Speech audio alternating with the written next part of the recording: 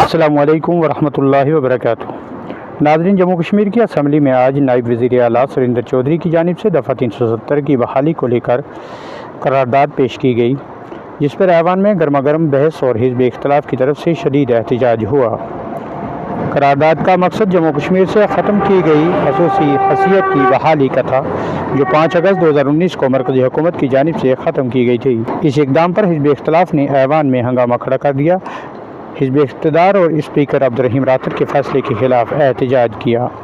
National conference, जो जम्मू कश्मीर की खसूसी हैसियत की बहाली को अपना इंतखाबी वादा करार देती है, ने इस करारदाद को अपनी ऐवान में पेश करने का अज़म किया था।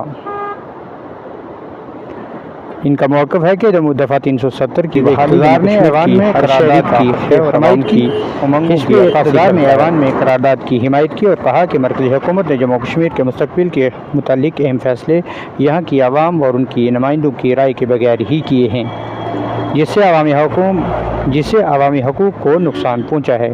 ऐसे ही नायब वज़ीर आला ने करारदाद स्पीकर के सामने मंजूरी के लिए पेश की। हिज़्ब इख्तिलाफ के अरकान ने सख्त मुखालफत की और ऐवान में शोर शराबा शुरू कर दिया।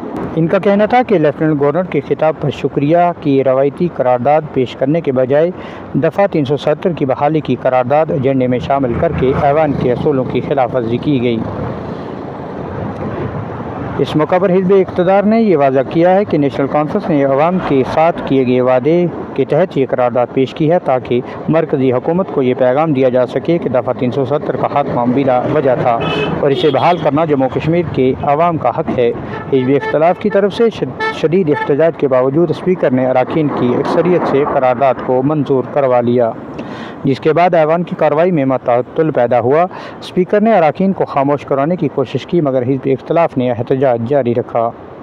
यूँ ये करारदाद जम्मू कश्मीर की खसूसी हैसियत की बहाली के हक़ में एक अहम करार दी जा रही है और ये पैगाम दिया गया है कि दफ़ा 370 को जम्मू कश्मीर की आवाम के बुनियादी हकूक़ में शामिल समझा जाता है। इस करारदाद की मंजूरी से जम्मू कश्मीर की आवाम में जहाँ एक किस्म की खुशी और उम्मीद की किरण जागी है, वहीं पर सियासी बहस का भी आगाज़ हो गया है और देखना यह है कि इस मतालबे पर मरकज़ी हुकूमत का क्या रद्द अमल सामने आएगा। इसी के साथ दीजिए इजाज़त। खुदा हाफिज़।